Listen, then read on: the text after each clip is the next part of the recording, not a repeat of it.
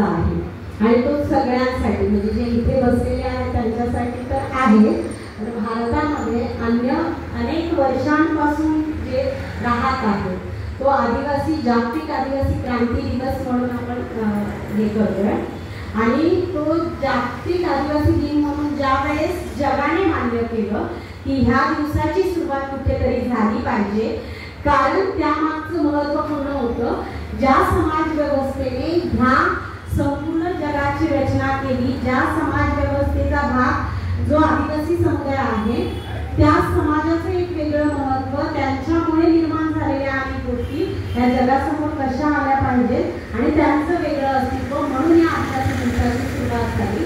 तो दिवस महत्त्वाचा आहे आणि त्या दिवशी तुम्ही माझा सन्मान करताय हे मी माझं खरं तर कर्तव्य समजते की मी जे करत आहे काम त्या संपूर्ण कार्याचा आणि त्या कामाचा हा गौरव समजते. मी ज्या समाजातून मी आलेले आहे त्या आदिवासी समाजातून भीमाशंकर पट्ट्यातल्या एका आदिवासी पट्ट्यातून येणाऱ्या मुलीला मुंबई विद्यापीठापर्यंत पोहोचणं तेवढं सोपं नव्हतं. आजचा दिवस जो आहे तो क्रांती दिन आहे.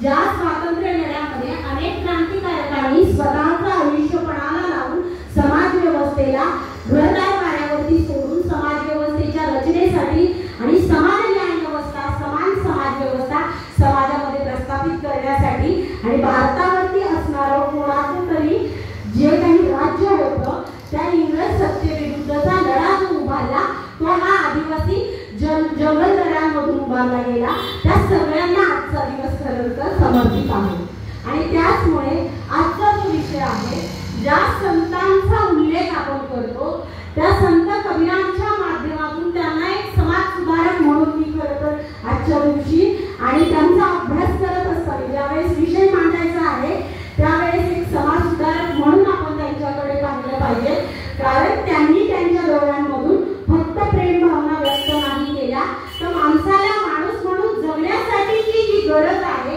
त्या मानवी व्यवस्थेला एक दुसऱ्यांचा हात धरून तुम्ही कसे पुढे जाऊ शकता ही महत्त्वाची विचारधारा संत कबीरांनी देण्याचा प्रयत्न केला आहे. आणि सगळ्यात महत्त्वाचं की ज्या बुद्ध विचारधारेवरती ज्या पंचसूत्रीवरती बुद्धांनी जी सांगितली समाजाला त्या पंचसूत्रीचा विचार आजच्या सामाजिक राजकीय आर्थिक परिस्थितीमध्ये किती महत्त्वाचा आहे हे खरं आपल्या सगळ्यांना आपण सगळेजण जाणता, कारण आपण त्या समाज व्यवस्थेच्या समस्यांवरती काम करतो आहोत. त्यामुळे त्या पंचसूत्री आजच्या समाजासाठी किती महत्त्वाच्या आहेत. मला वाटतं आजच्या आपल्या वक्त्यांनी जे काही संत कबीरांचे दोहे आपल्या समोर मांडलेले आहेत ते या आजच्या परिस्थितीला बघून किती वेगळं आहे, त्या दोह्यांचं महत्त्व किती आहे. संत कबीरांची आज खऱ्या अर्थाने गावपाड्यामध्ये प्रत्येकाच्या चुलीपर्यंत पोहोचवण्याची गरज का आहे आणि त्या प्रत्येक महिन्यापर्यंत ते संत कबीर पोहोचवण्याची आवश्यकता मला वाटतं आणि गरज ही आजच्या परिस्थितीमध्ये येऊन पोहोचते.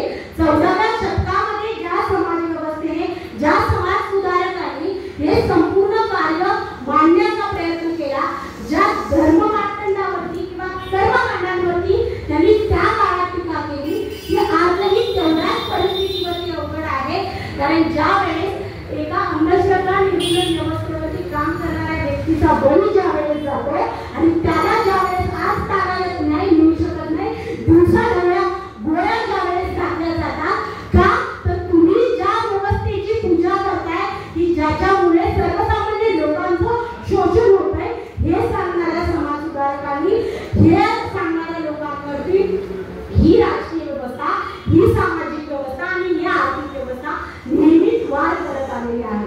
आणि त्या काळाचं उत्तर मला वाटतं तेवढंच नाही, ज्या वेळेस कोणाचे मृत्यू होतात विचारवंत ज्या वेळेस बलिदान देतात ते बलिदान व्यर्थ जात नाही, कारण तुमच्या माझ्यासारखी लोक त्या विचारांवरती आज काम करीत आहे ही आजच्या काळाची गरज मी समजते.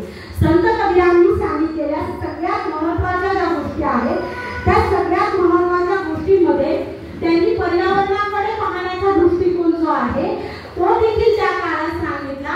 ज्या नद्यांविषयी संत कबीर सांगत होते की तुमची पाप पुण्य धुतली जाणार नाही, पण त्या नद्यांची अवस्था काय आहे, ग्लोबल वॉर्मिंग एकीकडे जगामध्ये वाढतंय आणि त्या पर्यावरणाचा आज विनाश कसा होतोय आणि तो मानवी व्यवस्थेचा बळी कसा घेतोय, या संपूर्ण मानवी व्यवस्थेची जर साखळी सुरळीत चालवायची असेल तर त्या पर्यावरणाचं संरक्षणही आजच्या काळात त्यांनी त्यावेळेस सांगितलेल्या गोष्टी आजच्या काळामध्ये किती जशाच्या तशा लागू होतात.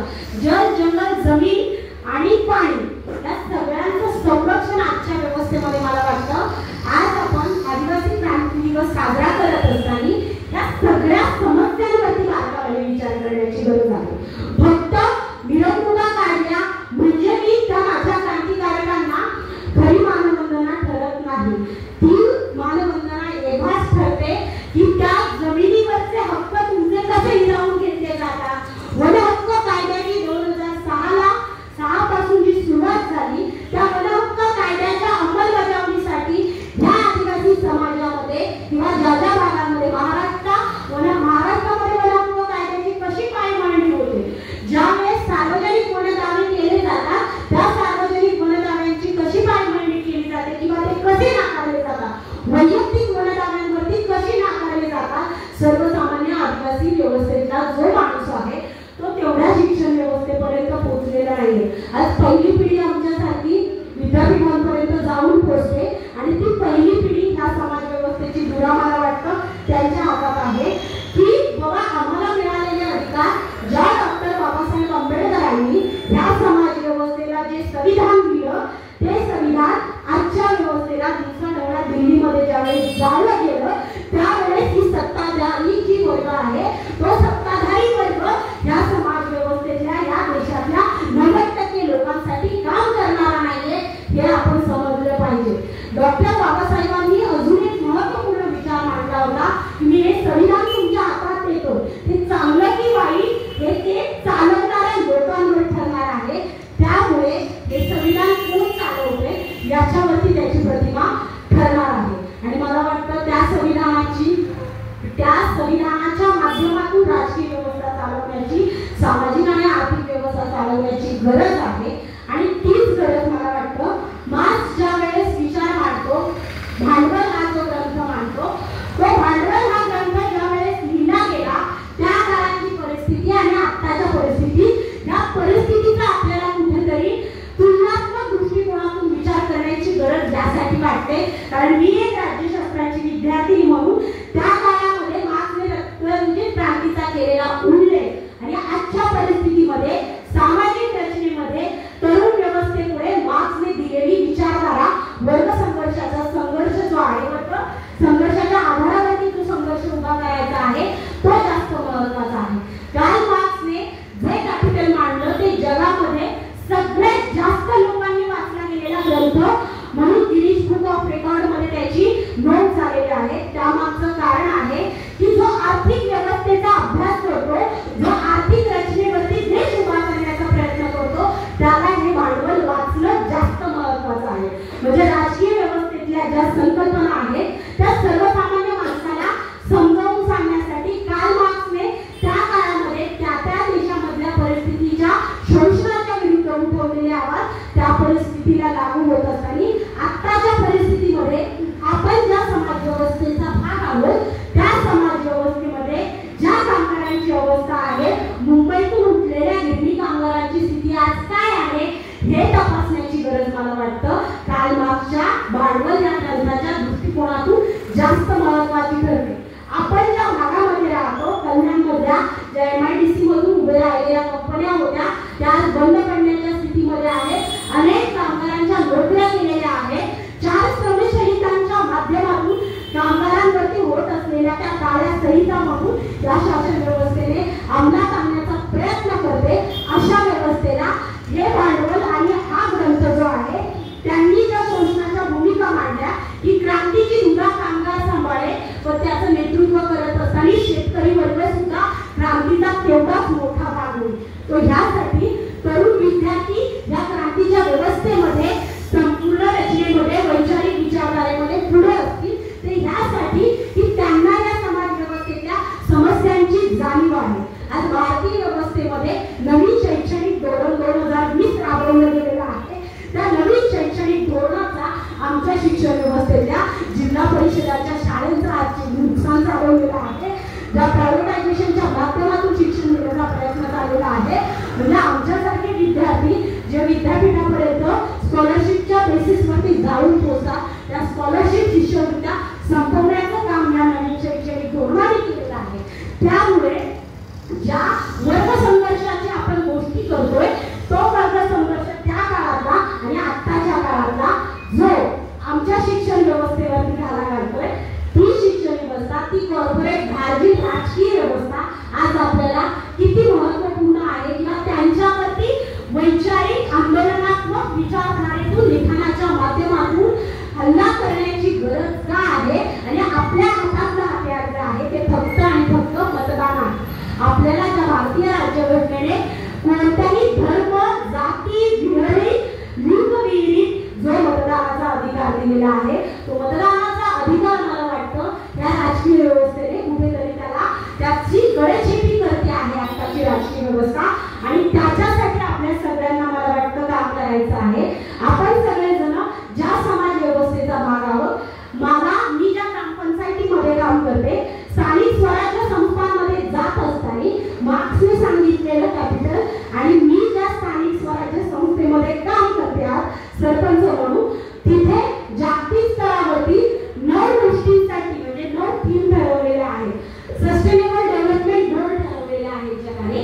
जो शाश्वत विकास आज आम्ही मागतोय किंवा पाहतो जगामध्ये, त्या शाश्वत विकासाच्या संकल्पनेवरती आज गावच्या परिस्थितीमध्ये, ग्रामीण पट्ट्यामध्ये विभागलेली राजकीय व्यवस्था आणि मागासलेल्या घटकांना मिळत असलेला लाभ याच्यामधली तफावत मला वाटतं जास्त महत्त्वाची आहे. आणि त्या स्थानिक स्वराज्य संस्थांमध्ये मिळालेलं लोकशाहीचं स्वातंत्र्य मी सगळ्यात जास्त महत्त्वाचं समजते. कारण आम्हाला ग्रामसभेने दिलेला अधिकार जो आहे, तो ग्रामसभेने दिलेला अधिकार आमचे निर्णय आम्ही ठरवू, आमचा विकास आम्ही ठरवू आणि आमच्या देशावरती किंवा आमच्या गावावरती 1 रुपयाही खर्च करायचा आहे तर तो कुठे केला पाहिजे हे सगळ्या लोकांना ठरवता येतं.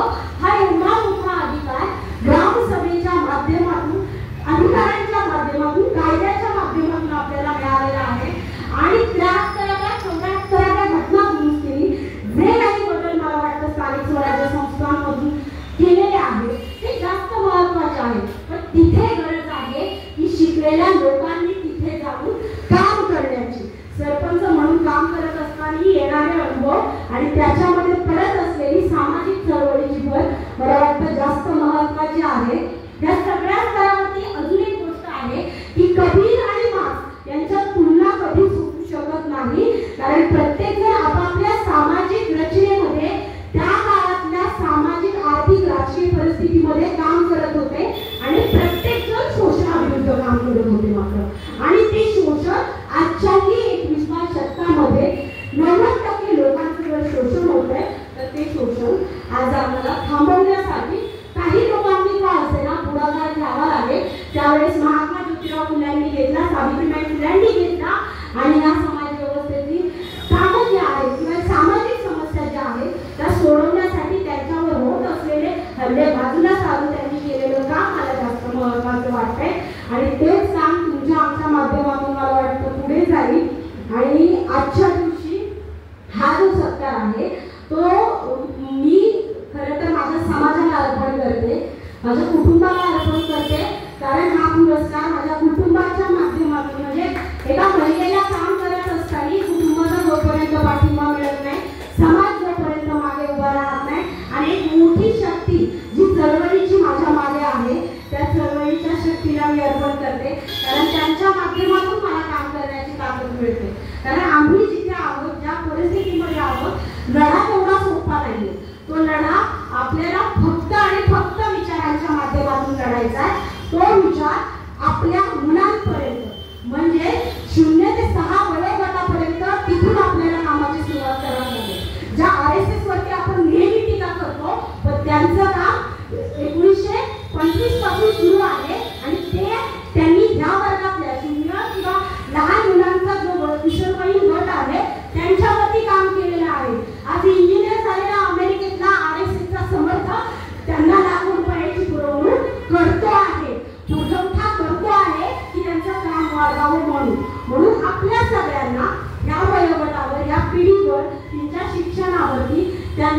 समस्येवरती आणि ह्या तरुण वर्गावरती, मूळतः आजचा तरुण जो कुठेतरी सोशल मीडियाच्या माध्यमातून भरकटला गेलेला आहे, त्यांना क्रांती म्हणजे काय, चळवळ म्हणजे काय आणि त्याचबरोबर आजच्या फक्त आणि फक्त जातीय व्यवस्थेमध्ये कुठल्या तरी राजकीय पुढाऱ्यांनी अडकवण्याचा प्रयत्न केलेला आहे. म्हणजे आदिवासी म्हणून तुम्ही कोणत्या तरी पुढाऱ्याच्या मागे उभं राहणं ही आजच्या काळाची गरज नाही, तर आदिवासी विद्यार्थी तरुण म्हणून तुम्ही तुमचं नेतृत्व किती गंभीरपणे तुमच्या समस्येच्या माध्यमातून उभं करताय हे आजचा आदिवासी दिवस साजरा करण्याची मला वाटतं खरी प्रेरणा ठरेल आणि ती असू शकते. आणि त्या प्रेरणेसाठी आपल्या प्रत्येकाला काम करावं लागेल. खऱ्या वास्तवाची ओळख ज्या लोकशाहीची मुळं त्या 73व्या 74व्या घटना दुरुस्तीने स्थानिक स्वराज्य संस्थांना दिलेली आहे, ती लोकशाही ग्रामीण पट्ट्यामध्ये ना शहरी भागांमध्ये आपण पोहोचू शकलेलो आहे. कारण त्या लोकशाहीची मुळं जी आहे ती लोकांच्या डोक्यामध्ये पोहोचली पाहिजे. स्वातंत्र्य, समता, बंधुत्वता, न्याय हे जे अधिकार आहे ते लोकांच्या डोक्यात आणि वैचारिक दृष्टिकोनातून हा शाश्वत विकासाचा माध्यम होऊ शकतं. लाखो कोट्यावधी अब्जावधी रुपयाचे पूल उभे राहिले, मेट्रो आल्या, तर त्या मेट्रोमध्ये जाण्याची किंवा बसण्याची ताकद जर माझ्या आदिवासी बांधवामध्ये नसेल किंवा माझ्या आदिवासी युवकांमध्ये नसेल तर त्या मेट्रो, त्या जमिनी आणि आमच्याच घेत असलेल्या जमीन व्यवस्थेतला मूळ मालक हा जो आदिवासी होता, त्या आदिवासींच्या जमिनी आज हिसकावून घेतल्या जात आहे. लाखो कोट्यावधी आदिवासींना बेघर केलं जात आहे, जंगलांमधून हुसकावून काढलं जात आहे. मणिपूरमध्ये घडलेल्या घटना तुम्ही पाहिलेल्या आहेत. ऑलिम्पिकमध्ये अनेक आदिवासी ज्या ऑलिम्पिकच्या स्पर्धा झालेल्या आहेत तिथे आदिवासींच्या तरुणांमध्ये एवढी ताकद आहे, जी शक्ती निसर्गाने या आदिवासी विद्यार्थ्यांना दिलेली आहे. तर आपल्या देशाला हजारो मेडल गोल्ड मेडल हे आदिवासी विद्यार्थी आणू शकतील, पण त्यांच्यावरती तशी मेहनत घेण्याची, तशी व्यवस्था, त्यांच्यासाठी ज्या अकॅडमी खेळाच्या व्यवस्थेच्या त्या आदिवासी भागांमध्ये उभ्या करण्याची गरज आहे, त्या अकॅडमी उभारल्या गेलेल्या नाहीये. तो उभारण्याची गरज आजच्या आपल्या सगळ्यात मोठी आव्हान मला वाटतं ती आहे. आणि त्यासाठी येत्या काळामध्ये आपण प्रत्येकजण काम करू. अनेक वर्ष आहे खेळामधलं प्रावीण्य, आदिवासींच्या जंगलदऱ्यांमधून मिळालेलं प्रावीण्य हे त्यांच्यामध्ये आणि त्यांच्यामध्ये असणाऱ्या नैसर्गिक शक्तीवरती आधारित आहे. त्यामुळे त्या आदिवासी विद्यार्थ्यांना दऱ्याखोऱ्यातून शोधावं लागेल आणि या समाज व्यवस्थेतल्या त्या जगामध्ये, त्या ऑलिम्पिकच्या स्पर्धेमध्ये हे विद्यार्थी घेऊन पोहोचवावे लागतील. तेव्हा आपल्या देशाकडे ऑलिम्पिकची जे बरसात आहे ती देशाच्या स्तरावरती ती होईल, मला असं वाटतंय. कारण प्रत्येक एक वेगवेगळ्या व्यवस्थेमध्ये नैसर्गिक परिस्थितीचा त्या रचनेवरती परिणाम होत असतो, तुमच्या शारीरिक दृष्टीवरती परिणाम होत असतो. आताच्या ज्या काही राहिलेल्या सार्वजनिक व्यवस्था आहे त्या सर्व सार्वजनिक व्यवस्था संपवण्याचं काम जर आपल्या राजकीय आणि व्यवस्थेतून होत आहे, म्हणजे आमची आरोग्य व्यवस्था संपवली जाते, आमच्या पर्यावरणावरती होणारा घाला जे मी म्हटलं सुरुवातीला, त्या पर्यावरणाचं संरक्षण या आदिवासी विद्यार्थ्यांच्या, युवकाच्या डोक्यात भिजवावं लागेल. जंगल, दऱ्या, जमीन आणि पाणी, जल, वायू यांचं संरक्षण तुला करावं लागेल. मोठे राहणाऱ्या कंपन्या तुझ्या शरीराला जर घातक ठरवल्या असतील तर त्या कंपन्या काही कामाच्या नाही. कोळशाच्या खाणीमध्ये माझा आदिवासी विद्यार्थी किंवा आदिवासी माणूस जर काम करतोय तर त्या कोळशाच्या खाणीमध्ये मिळणारं उत्पन्न त्या आदिवासी युवकाचं किंवा त्या माणसाचं नसेल तर त्या कोळशाच्या खाणी त्याच्या शरीराला घातक ठरतात. लाखो आदिवासी लोकांचे बळी या कोळशांच्या खाणीमधून गेलेले आहेत. त्याचा विचार, त्यांची आठवण आजच्या दिवशी करावी लागेल. आणि ज्या जमिनींचा उल्लेख आपण करतोय तर मार्क्सने सुद्धा जमीन व्यवस्थेतली समान रचना मांडलेली होती की जमिनीचं सार्वत्रिकरण होणं म्हणजे जमीन एका स्थितीमध्ये आणणं आणि ती समान वाटणी केली पाहिजे. आमच्याकडे पूर्वीच्या काळामध्ये जे जमीनदार होते त्या जमीनदारी व्यवस्थेला आजही तुटवडा नाहीये की जे राजकीय मोठे पुढारी आहेत ते हजारो एकरच्या जमिनी स्वतःच्या नातेवाईकांच्या नावावरती घशात घालतात आणि त्याच आदिवासींच्या जमिनी आहेत, त्याच मूळ निवासींच्या जमिनी आहेत. त्या जमिनींचा विचार आपल्याला करावा लागेल. कारण या जमिनी जर पुढाऱ्यांच्या आणि कॉर्पोरेटच्या घशात जातात तर ही कॉर्पोरेट गार्जिन व्यवस्था आज ज्या जिल्हा परिषदेच्या शाळा बंद करण्याचं षडयंत्र महाराष्ट्रात घडलं, त्या जिल्हा परिषदेच्या शाळा बंद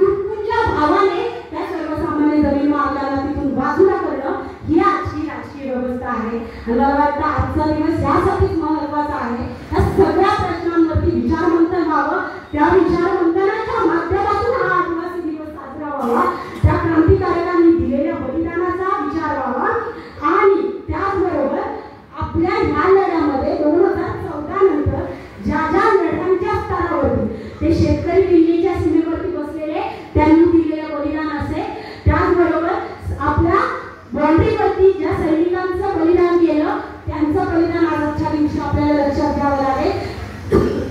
कारण त्या बाँड्रीवरती बलिदान झालेला हा आदिवासी दलित आणि मागासलेल्या घटकातून जाणारा तरुण होता, त्यामुळे तेही आपल्याला आठवावं लागेल आजच्या दिवशी. आणि या सगळ्या समस्येला एकरूप करण्यासाठी आणि एकूणच समस्या व्यवस्थेवरती काम करण्यासाठी सामाजिक, आर्थिक, राजकीय आणि लोकशाहीची समानता समाजामध्ये आणण्यासाठी आपल्यासारख्या लोकांना एकत्र येऊन काम करण्याची गरज मला वाटतं आजच्या परिस्थितीमध्ये आहे. आणि हा सन्मान हा सगळ्या समाजाचा संपूर्ण म्हणजे मी ज्या लोकांसाठी काम करते, ज्या विद्यार्थ्यांसाठी, ज्या मुलांसाठी आणि माझ्या ग्रामपंचायतीसाठी अर्पण करते. एवढं